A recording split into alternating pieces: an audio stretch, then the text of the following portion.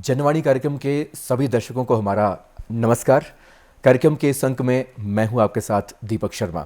दर्शकों, आज का विषय है जीएसटी व्यापार, तकनीक और पारदर्शिता में बदलाव की नई क्रांति। और आप सभी जानते हैं कि जीएसटी मतलब वस्तु एवं सेवा कर, यानी जब हम कोई चीज़ रोज़मर्रा की ज़िंदगी में कोई चीज़ खरीदते हैं या फिर बेचते हैं, उस पर कुछ कर सरकार द्वारा लगाया जाता है और जब वो कर इकट्ठा हो जाता है तो सरकार उसको वापस आम जनमानस तक विभिन्न योजनाओं के माध्यम से उनके लिए उनकी सेवा में समर्पित कर देती है। तो किस तरह से ये जो नई प्रणाली हमारे पास आई है और क्या कुछ पुरानी व्यवस्था थी, इन तमाम बातों को जानकारी देने के लिए आज हमारे साथ स्टूडियो में उपस्थित हैं हिमाचल प्रदेश आबकारी एवं कराधान विभाग से सहायक आयुक्त श्रीमती पूनम ठाकुर जी। पूनम जी, बहुत बहुत स्वागत है आपका कार्यक्रम में। धन्यवाद दीपक जी।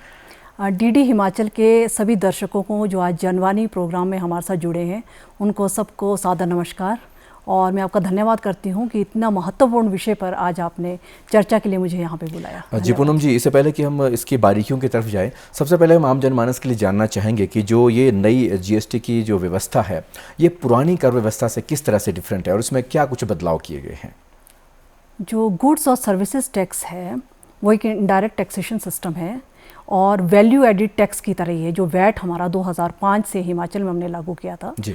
लेकिन जहाँ तक आप बात एक कंपैरिजन की करते हैं या रिफॉर्म की करते हैं, तो ये पूरी तरह से एक रिफॉर्म्ड वैल्यू एडिड टैक्स है जो व्यापक है और बहुस्तरीय है, जिसके अंदर बहुत सारे जो कर थे आपके, जो पहले के कर प्रणाली थी, उसके अंदर अगर हम राज्य की बात करें तो वैट या सीएसटी, खाने की हम बात करें तो आपका जो है लग्जरी टैक्स अगर आप जाते हैं होटल्स में या रेस्टोरेंट में, और अगर आप सिनेमा देखने जाते हैं तो एंटरटेनमेंट टैक्स, एंटरटेनमेंट ड्यूटी, बाहर से सामान लाते हैं तो एंट्री टैक्स, और जो आपका मैन्युफैक्चरिंग पे लगता है वो आपकी एक्साइज ड्यूटी।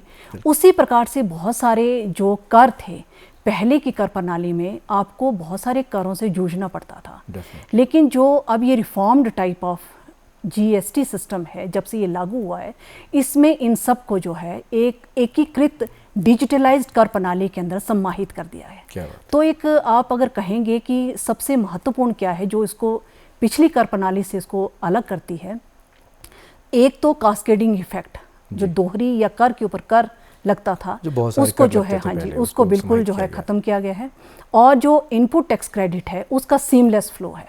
पिछली कर प्रणाली में जो कर आपको जो इनपुट टैक्स क्रेडिट था वो अपने राज्य के भीतर ही जो आपकी प्रोक्योरमेंट होती थी उसका आपको फ़ायदा मिलता था क्रेडिट में, इनपुट टैक्स क्रेडिट में। लेकिन अब आपको जो है वो पूरे भारतवर्ष से आप कहीं से भी कोई प्रोक्योरमेंट करते हैं, वो सीमलेस क्रेडिट आपको अवेलेबल होता है। ये दो जो है वो सबसे महत्वपूर्ण जो है वो आप कह सकते हैं एक बदलाव है। हाँ जी, बिल्कुल। एक तरह से कहा जाता है कि ये सिर्फ एक कराधान प्रणाली नहीं, एक विकास की पूरी एक गाथा लिखने वाली चीज़ है। किस तरह से आप कह सकते हैं कि ये सिर्फ कराधान प्रणाली नहीं है? हाँ जी, ये एक मैं कह सकती हूँ कि एक सिर्फ एक कर सुधार नहीं है, ये आर्थिक व्यवस्था में भी और जो आपका डिजिटलाइज्ड सिस्टम है उसके अंदर बहुत सारा सुधार है, जिससे आपका कामकाज जो है वो पेपरलेस हुआ है। पहले आपको जो है वो ऑफिसेज में आना पड़ता था असेसमेंट के लिए, नोटिसेज आपको पेपर के थ्रू जारी होते थे, तो पेपर का बहुत ज़्यादा काम था। ये जो कर प्रणाली है वो टोटली डिजिटलाइज्ड है, इसमें कोई इंटरफेस नहीं है और आपको बिल्कुल जो है ऑनलाइन ही हर कार्य जो करना पड़ता है। दूसरी अगर हम बात करें तो इसमें ट्रांसपेरेंसी है, पारदर्शिता। बिल्कुल। तीसरी हम बात करें तो ये बहुत सरल कर प्रणाली है, जो तकनीकी की दिशा में एक बहुत बड़ा सुधार है। तो पारदर्शिता से, सरलता से और ऑनलाइन डिजिटलाइज्ड सिस्टम से जो है हम इसको आंकते हैं। आपने सरलता की बात की है, क्योंकि जो कराधान प्रणाली होती है उसे बहुत ही ज़्यादा कॉम्प्लिकेटेड माना जाता है और कहा जाता है कि शायद ये आम जनमानस से तो बिल्कुल उनके समझ से बाहर रहती है। लेकिन आपने कहा कि कुछ बदलाव इसमें किए गए हैं और ख़ासतौर पर जब हम डिजिटल इंडिया की बात करते हैं, डिजिटल इंडिया में बहुत सारे सुधार किए गए हैं, बहुत सारी योजनाओं को समाहित किया गया है। कराधान प्रणाली में किस तरह से डिजिटल इंडिया को एक तरह से सहयोग दिया जा रहा है? जहाँ तक आप किसी भी कर प्रणाली की बात करते हैं, जैसे ये इनडायरेक्ट टैक्सेशन सिस्टम है, तो हम जब व्यवसायी इसमें काम करते हैं या जो टैक्स ऑफिसर जिसको मॉनिटर करते हैं, तो उस कर प्रणाली में कार्य करने के लिए जो व्यापारी हैं उनको पंजीकृत होना पड़ता है। बिल्कुल, बिल्कुल। तो पंजीकरण भी जो है इसमें ऑनलाइन है। बिल्कुल। उसी प्रकार से जो इनकी रिटर्न फाइलिंग है, जो विवरणी वो अपनी भरते हैं कि उनका मासिक या त्रैमासिक, जो भी वो व्यापारी जिस वर्ग में वो कैटेगरी में वो फॉल करते हैं, वो अपनी विवरणी उस हिसाब से भरते हैं। उसी प्रकार से टैक्स की पेमेंट है वो भी उनकी ऑनलाइन रहती है। उसी प्रकार से अगर उन्होंने कोई भी रिफंड क्लेम करना है तो वो भी जो है हमारे पास ऑनलाइन ही रिफंड की एप्लीकेशंस दायर करते हैं। और विभाग ने भी जब स्क्रूटनी करनी होती है किसी भी करदाता की तो वो ऑनलाइन सिस्टम से होती है। उसी प्रकार से ऑडिट है आपका, असेसमेंट्स है, चाहे हम इनको नोटिसेस जारी कर रहे हैं, हर एक जो प्रत्येक प्रकार के जितने भी कार्य हैं, जितने भी चरण हैं, जितने भी मॉड्यूल्स हैं, वो सारे के सारे ऑनलाइन हैं आपके। तो जहाँ तक आप सरलता की बात करते हैं या छोटे कर व्यापारी की बात करते हैं, तो अब चूंकि इसको 2017 से लागू हुए काफ़ी समय हो गया है और ये कर प्रणाली क्योंकि काफ़ी सरल इसको हम समय के साथ साथ करते जा रहे हैं, तो चाहे छोटे कर व्यापारी भी हैं उनको भी इसमें सरलता का ही अनुभव जो है वो कर पा रहे हैं। जी बिल्कुल।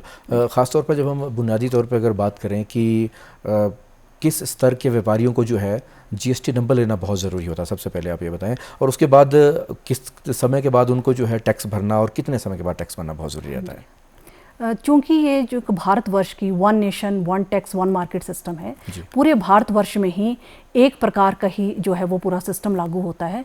लेकिन हमारे यहाँ पे कुछ छोटे राज्य भी हैं जिनको हम स्पेशल कैटेगरी स्टेट कहते हैं। तो उन स्पेशल कैटेगरी स्टेट्स की अगर हम बात करें तो वहाँ पे पंजीकरण की जो थ्रेशोल्ड लिमिट है वो सेवाओं में अगर वो डील कर रहे हैं तो उनको 10 लाख तक जो है वो छूट प्रदान है। उसके बाद अगर उनकी टर्नओवर वो एक्सीड करती है उस थ्रेशोल्ड के बाद उनको रजिस्ट्रेशन लेना अनिवार्य है। और गुड्स की हम बात करें तो स्पेशल कैटेगरी स्टेट में 20 लाख तक की जो है उनको छूट है। उसी प्रकार से जो बड़े राज्य हैं उनके अंदर जो है आपको अगर वो सिर्फ सेवाओं में डील कर रहे हैं तो 20 लाख तक की जो है उनको छूट प्रदान है, एग्जम्पशन है। 20 लाख की थ्रेशोल्ड से जैसे ही सिर्फ सेवाओं में अगर कोई डील कर रहा है तो उसके बाद उनको पंजीकरण लेना अनिवार्य होता है। उसी प्रकार से अगर गुड्स में कोई डील कर रहा है एक्सक्लूसिवली तो 40 लाख तक जो है उनको एग्जम्पशन है। उसके बाद अगर वो थ्रेशोल्ड को एक्सीड करते हैं तो उनको अनिवार्य लेनी पड़ती है। लेकिन साथ ही मैं यहाँ पे ये ऐड करना चाहती हूँ कि कोई भी व्यवसायी ऐसा हो सकता है जो गुड्स में भी डील कर रहा है और सर्विसेज दोनों में हो सकता है।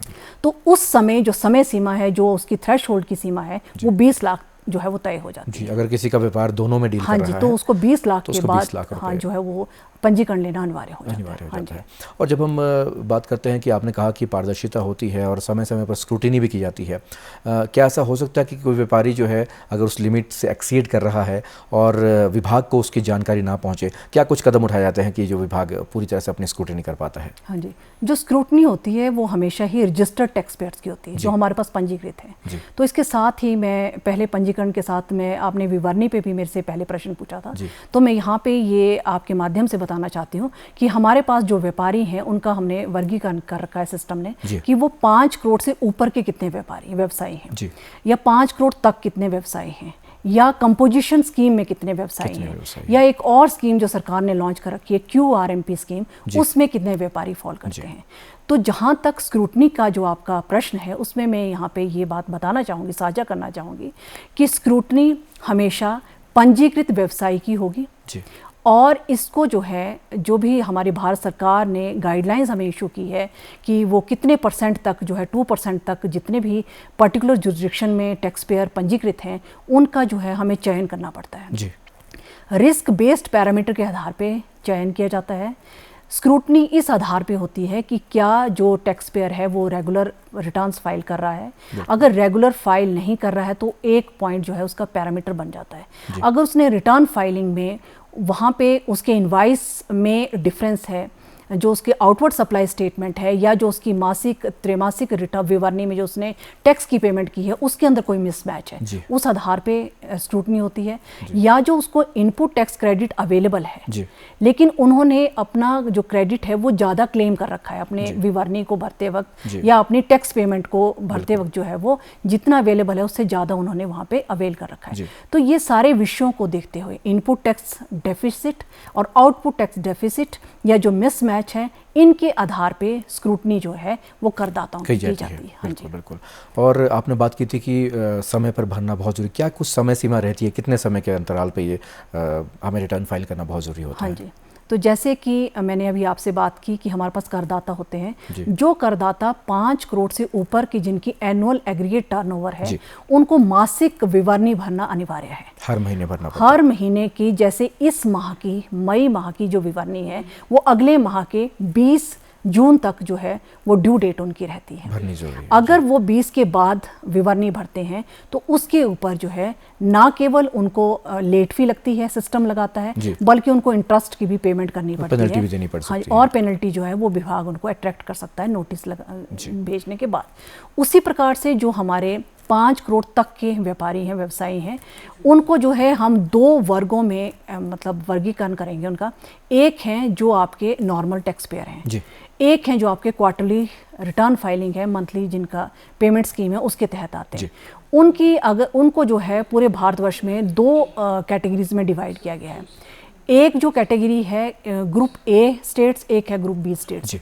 जो हमारी, अगर हम राज्य की बात करें तो हमारे राज्य की जो ड्यू डेट है वो 3 माह की समाप्ति के उपरांत त्रैमासिक विवरणी उनको भरनी पड़ती है। तो 3 माह के उपरांत, जैसे मान लीजिए आप साल को 4 क्वार्टर्स में डिवाइड करेंगे, बिल्कुल, तो आपका जो फाइनेंशियल ईयर है वो स्टार्ट होगा अप्रैल से।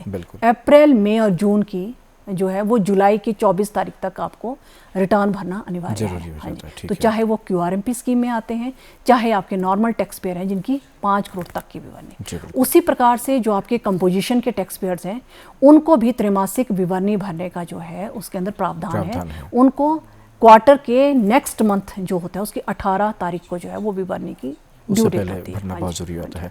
इनपुट टैक्स क्रेडिट की आपने बात की थी, ये इनपुट टैक्स क्रेडिट क्या होता है और किस तरह से व्यापारियों को लाभ देता है? हाँ जी, इनपुट टैक्स क्रेडिट का अभिप्राय ये है कि जो भी रिसिपिएंट है, जो भी टैक्स पेयर है चेन के अंदर, जब वो अपनी किसी भी गुड्स और सर्विसेज की प्रोक्योरमेंट करता है और उस पे जब वो अपनी वैल्यू ऑफ गुड्स पे करता है लेकिन साथ में टैक्स भी पे करता है सप्लायर को, तो वो जो उसने पहले जो है टैक्स पे किया है रिसिपिएंट ने सप्लायर को, उसका उसको क्रेडिट जो है अपनी देनदारी के वक्त जब वो कोई आगे सप्लाई करते हैं और उनकी जो कर की भाग जो भी उन्होंने कर देना है उसके ऊपर वो उस इनपुट टैक्स क्रेडिट को जो ऑलरेडी उन्होंने टैक्स दे रखा है उसको वो जो है उसमें ताकि उनको 2 बार टैक्स ना देना पड़े। हाँ जी, ये और यही अभिप्राय है कि डबल टैक्सेशन से इसमें जो है वो खत्म हो जाता है, दूर रखा जाए। बिल्कुल सही बात है। और क्या कुछ लाभ हो सकता है ऐसे व्यापारियों के लिए कि अगर मान लीजिए इनपुट टैक्स क्रेडिट की किसी की सीमा है और उसमें क्या कुछ लूप होल्स भी हो सकते हैं? क्या कुछ लोग ऐसे भी हो सकते हैं कि हम जो टैक्स का जो है रिटर्न उसको ज़्यादा भर सकते हैं, या कुछ ऐसी सीमाएँ रहती हैं कि इन चीज़ों का हम इनकम टैक्स क्रेडिट ले सकते हैं या फिर इनपुट टैक्स क्रेडिट नहीं भी ले सकते हैं? ऐसी कौन कौन से प्रावधान हैं? तो पूरे सिस्टम के अंदर, इनडायरेक्ट टैक्सेशन सिस्टम के अंदर इनपुट टैक्स क्रेडिट बहुत ही महत्वपूर्ण है जी। जैसे मैंने आपको बताया कि पहले दिए गए कर को अपनी कर की देनदारी में उसका यूटिलाइजेशन करना जी। लेकिन यूटिलाइजेशन तभी करेंगे जब हम कानून के तहत जो भी इसके सेक्शन 16 के तहत जितनी भी आपके पॉइंट्स हैं कि आपके पास एक्चुअल में सप्लाई आई हो, आपने ट्रांजैक्शन एक्चुअल में की हो और गुड्स और सर्विसेज आई हो और रिसिपिएंट के पास वो इनवॉइस प्राप्त हो और रिसिपिएंट ने उसके टैक्स की पेमेंट जो है वो सप्लायर को की हो। बिल्कुल। और ये जो इनवॉइस है वो एक्चुअली में रिसिपिएंट के पास हो और सप्लायर ने जो उन्होंने उनसे ले रखा है, टैक्स ले रखा है, वो गवर्नमेंट के एक्सचेकर में डिपॉजिट कराया हो। तो ये सारी की सारी कंडीशंस मीट होने के उपरांत ही रिसिपिएंट जो है इनपुट टैक्स क्रेडिट ले सकते हैं जी। बिल्कुल। और ये आपके जितना भी क्रेडिट लेजर में अवेलेबल रहेगा और जितने आपके पास इनवॉइसेस रहेंगे, तो आपके माध्यम से मैं सभी करदाताओं को, व्यवसायियों को ये बताना चाहती हूँ कि हमें उतना ही या आपको उतना ही आईटीसी अवेलेबल होता है जितना आपकी क्रेडिट लेजर में उस वक्त अवेलेबल होता है उस मंथ में। तो आप इसकी समय समय पर रिकन्सिलेशन करते रहें, अपने सप्लायर के साथ आप अपने इनवॉइसेस की रिकन्सिलेशन करें ताकि आपका जेन्युइन आईटीसी आपको अवेलेबल रहे। और जहाँ तक आपने बात की कि क्या ये पूरा का पूरा अवेलेबल रहेगा, तो जो भी जेन्युइन इनवॉइसेस होंगे और जो इनपुट टैक्स क्रेडिट एक्चुअल में जो ट्रांजैक्शन ऑफ सप्लाई हुई है अगर वो हुई है तो पूरा अवेलेबल रहता है। सब्जेक्ट टू जो कंडीशन 16 है हमारे जी। HPGST एक्ट की। उसमें कोई लिमिट नहीं रहती, अपर लिमिट उसके अंदर नहीं है। सिर्फ ये रहता है कि आपका वो क्रेडिट सिर्फ व्यवसाय की चीज़ों में ही यूटिलाइज हो, जी। जो इनवाइस है या प्रोक्योरमेंट और सप्लाई है वो बिजनेस के लिए हो। आपके पर्सनल यूज़ की जो इनवाइसेस है जी। उसका ITC आपको अपने फर्दरेंस ऑफ बिजनेस या फॉर आउटपुट टैक्स लाइबिलिटी को सेट ऑफ करने के लिए उनको अवेलेबल नहीं पर्सनल रहता को है। बिजनेस में इंक्लूड नहीं किया वो जा नहीं सकता इंक्लूड है। होता। दूसरा, कुछ क्रेडिट्स ब्लॉक्ड रहते हैं जी।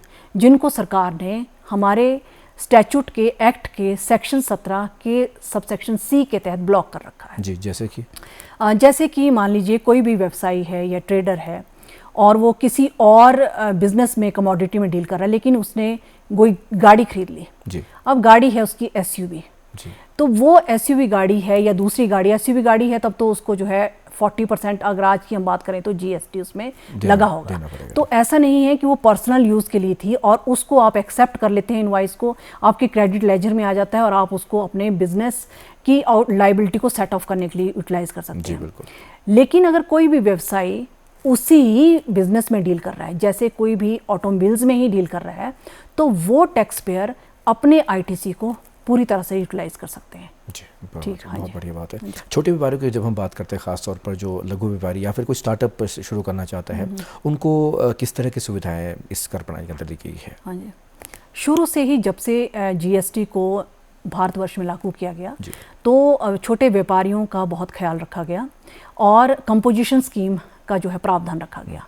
तो पहले जो था, अगर हिमाचल की बात करें तो उनको जो था टर्नओवर 50 लाख तक की थी, वो जो कंपोजिशन में आ सकते थे। तो उसके अंदर जो है, एक तो आपकी कंप्लाइंसेस कम होते हैं, उनको हर महीने विवरणी नहीं भरनी पड़ती, जैसे मैंने कहा उनको त्रैमासिक की विवरणी भरनी पड़ती है। दूसरी अगर हम बात करें कि छोटे व्यापारियों के लिए ईज़ ऑफ डूइंग बिजनेस किया गया है। तीसरी अगर हम बात करें कि समय के साथ साथ GST 2.0 को भी लाया गया, ताकि जो हमारे छोटे व्यापारी हैं या MSMEs हैं उनको जो है इस सिस्टम में इंटीग्रेट किया जा सके, उनको फॉर्मलाइजेशन ऑफ इकोनॉमी में भी उनको जो है उनको इंटीग्रेट किया जा सके, ताकि सरलीकरण के तहत वो अपना पंजीकरण को जल्द से जल्द प्राप्त कर लें और हैसल फ्री अपनी रिटर्न फाइलिंग कर सकें। जी, स्टार्टअप्स की अगर हम बात करते हैं, जो नया बिजनेस अपना शुरू करना चाहते हैं, नया वेंचर करना चाहते हैं या कोई MSME सेक्टर में आना चाहता है, उनके लिए क्या कुछ प्रावधान इसके अंतर्गत किए गए हैं? तो पहले तो उनको ये ध्यान रखना चाहिए कि हमारी पूरे सालाना कितनी हमारी टर्नओवर होने वाली है। अगर कोई व्यवसायी है, अगर वो सिर्फ 40 लाख से नीचे का है और सिर्फ गुड्स में डील कर रहा है, तो मैं आपके माध्यम से ये सेंसिटाइज करना चाहती हूँ कि सरकार ने ये प्रावधान कर रखा है कि वो इस रिजीम से बाहर रहते हुए भी अपना कार्य कर सकता है। लेकिन अगर वही व्यवसायी इंटरस्टेट सप्लाई करते हैं, छोटे व्यापारी हैं, तो फिर उनको कंपल्सरी रजिस्ट्रेशन लेनी पड़ती है। जी, वो चाहे वो छोटे, जो हम एक तरह से गाँव के अगर क्षेत्र की हम बात करते हैं, छोटे मोटे जो लघु उद्योग वहाँ पे चल रहे हैं, वो तो इससे बाहर रहते होंगे।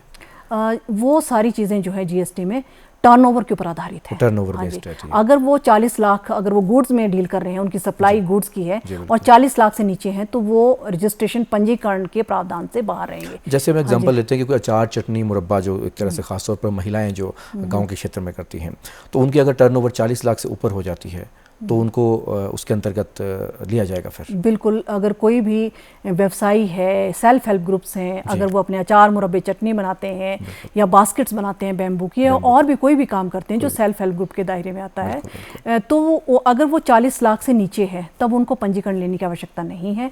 लेकिन अगर वो इंटरस्टेट सप्लाई करते हैं, ई-कॉमर्स प्लेटफॉर्म्स के थ्रू काम करते हैं, तो ई-कॉमर्स प्लेटफॉर्म्स को प्रावधान रहेगा कि वो पंजीकरण लें, ताकि सेल्फ हेल्प ग्रुप्स अपने जितने भी कमोडिटीज़ हैं, प्रोडक्ट्स हैं, उनको हमारे ई-कॉमर्स प्लेटफॉर्म्स पे डिस्प्ले कर सकें। तो वहाँ पे ई-कॉमर्स प्लेटफॉर्म्स की अनिवार्यता रहती है रजिस्ट्रेशन लेने की, पंजीकरण लेने की। जी, ई-कॉमर्स प्लेटफॉर्म की आपने बात की, तो उसमें इनवॉइसेस भी रहती है और ई-इनवॉइस का हम कई बार सुनते आए हैं। ई-इनवॉइस क्या होती है, उससे क्या प्रावधान होता है? ई-इनवॉइस ई-कॉमर्स ऑपरेटर से अलग एक विषय है। ई-कॉमर्स ऑपरेटर्स का मतलब है ये प्लेटफॉर्म्स, जैसे आपके मिंत्रा, जी बिल्कुल, जो फ्लिपकार्ट है, जो ऑनलाइन है, इनकी भी अलग से पंजीकरण रहता है। इनके पंजीकरण को, इनको भी जो है अपना रजिस्ट्रेशन हमारे पास लेनी पड़ती है और उनको जो है वो रजिस्ट्रेशन प्राप्त हो जाती है। जहाँ तक ई-इनवॉइस की बात है, ये सन 2019 से पूरे भारतवर्ष में इसको लागू किया गया है। ई-इनवॉइस का जो उसका अभिप्राय है, इलेक्ट्रॉनिक इनवॉइसिंग। इसके तहत जितने भी व्यापारी हैं, जब इसको शुरू किया गया तो 500 करोड़ से ऊपर जिनकी टर्नओवर थी उनको अपने इनवाइस को इनवाइस रेफरेंस पोर्टल पे डाल के इनवाइस रेफरेंस नंबर जनरेट करना पड़ता है, ताकि वो हमारा जो भी जीएसटी का सिस्टम है या ईवी बिल्स का सिस्टम है वहाँ पे उसको इंटीग्रेट किया जा सके, ताकि जितने भी इनवाइसेस हैं उनकी वैलिडेशन गवर्नमेंट कर सके जी, वो प्रॉपर हमारा डिपार्टमेंट उनकी वैलिडेशन करे। लेकिन समय के साथ साथ 500 करोड़ की एग्रीगेट टर्नओवर को 100 करोड़ पे लाया गया और ये अनिवार्यता की गई सभी करदाताओं की कि जो भी 100 करोड़ तक के करदाता हैं वो ई इनवाइसिंग को जारी करें जी। उसके उपरांत इस टर्नओवर को 50 करोड़ पे, फिर इसको 10 करोड़ पे, लेकिन 1 अगस्त 2023 से अप टू 5 करोड़, जो 5 करोड़ से ऊपर तक के जितने भी करदाता रहेंगे उनको ई इनवाइस जारी करना अनिवार्य रहेगा जी। तो ई इनवाइस का अभिप्राय है इलेक्ट्रॉनिकली अपने इनवाइस को डिक्लेयर करना, ताकि गवर्नमेंट उसको वैलिडेट कर सके, ताकि हाँ जी, ताकि जितने भी बिजनेस टू बिजनेस उनकी ट्रांजैक्शंस हैं उनको वो डिक्लेयर कर सकें। उससे उनका बहुत फायदा होता है जी। एक तो उनकी जो भी आउटवर्ड सप्लाई स्टेटमेंट है वो बन जाती है, रिटर्न अपने आप ऑटोमेटिकली बन जाती है। जब भी वो कोई भी मूवमेंट ऑफ सप्लाई करते हैं, कोई गुड्स की जहाँ पे भी उनकी ट्रांसशिपमेंट होती है, तो उनका ई वे बिल का पार्ट ए भी उससे जनरेट हो जाता है। बिल्कुल बिल्कुल। इससे खासतौर पर टैक्स चोरी की अगर हम बात करते हैं तो इस प्रणाली से टैक्स चोरी में भी काफ़ी लाभ हुआ होगा, वो भी बिल्कुल रुक सकती होगी। बिल्कुल, ई इनवाइसिंग को इसीलिए लागू किया गया ताकि इसको जो है रियल टाइम ट्रैकिंग हो सके। बिल्कुल।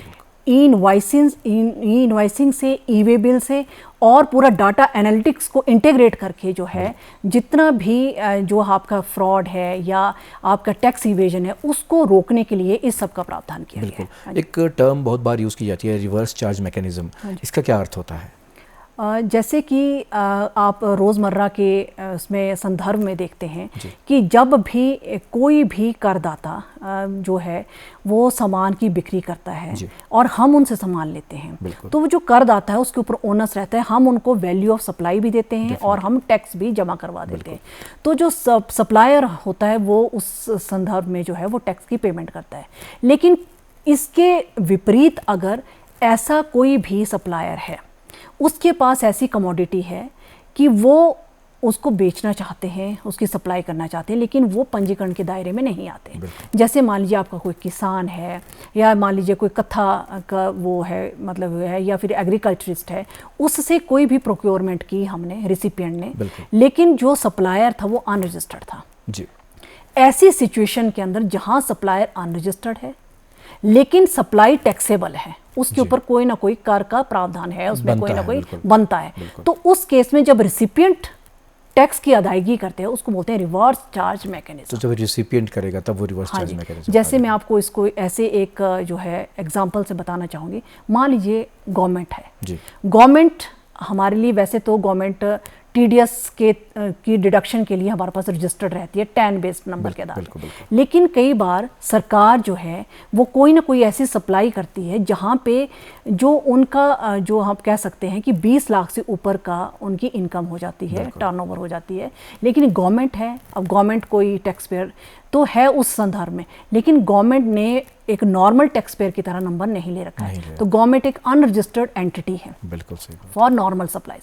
लेकिन गवर्नमेंट ने जो है लाइसेंस दिया, मान लीजिए भारतीय एयरटेल को दिया, बीएसएनएल को दिया, या स्पेक्ट्रम यूसेज चार्जेस उसने लिए गवर्नमेंट ने, जितने भी आपके टेलीकम्युनिकेशन वाले हैं, तो आप इसको इस प्रकार से समझें कि जहाँ पे कर की उगाही हुई लेकिन गवर्नमेंट एक ऐसी एंटिटी है जो अनरजिस्टर्ड है, लेकिन इस संदर्भ में वो गवर्नमेंट के बिहाफ पे भारतीय एयरटेल आरसीएम डिपॉजिट कराएगा, तो टेलीकॉम की ऑनर्स रहेगा वो आरसीएम। ये बहुत जरूरी है। और खासतौर पर जब हम कोई भी खरीद फरोख्त करते हैं तो आम आदमी के मन में ये धारणा होती है कि हम बिल ना लेके टैक्स नहीं चुकाएंगे और फिर कहीं ना कहीं हमारे को थोड़ा सा हो सकता है उसमें फ़ायदा भी हो जाए। क्या कहते हैं, बिल लेना क्यों ज़रूरी है?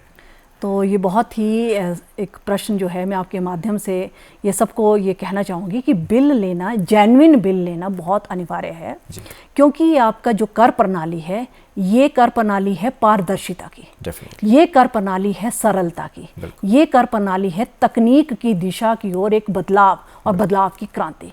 तो इस क्रांति में जितने भी कंज्यूमर्स हैं उनकी भागीदारी को सुनिश्चित करना, ताकि कंज्यूमर ये ओनस टैक्स पेयर्स पे रखें कि उन्होंने जो भी कमोडिटी ली है, जो भी प्रोक्योरमेंट की है सप्लाई की, उसमें उन्होंने एक तो अपनी भागीदारी सुनिश्चित की है, ट्रांसपेरेंसी में भी उनकी भागीदारी है। दूसरा, वो जो भी प्रोक्योरमेंट करते हैं, अगर वो क्वालिटी को भी इंश्योर करने के लिए, कल को आप कहीं भी किसी भी चीज़ से एग्रीव्ड होता है कोई कंज्यूमर, तो अगर उसके पास वो डॉक्यूमेंट रहेगा, बिल रहेगा, तो वो टैक्स पेयर जो है ना केवल उस मतलब जो कंज्यूमर है टैक्स पेयर के साथ एजिटेट कर सकते हैं, अपनी जो भी है वो बता सकते हैं, कोई कमी होती है तो उसमें सेवा में कमी होती है, या अगर आपका इनवॉइस रहेगा और आप एग्रीव्ड हैं, आपका सॉल्यूशन नहीं हुआ, तो आप कंज्यूमर फोरम में भी अपने बिल के आधार पे जो है अपना क्लेम को स्टे कर सकते हैं। तो कानूनी सहायता भी आपको मिल सकती है।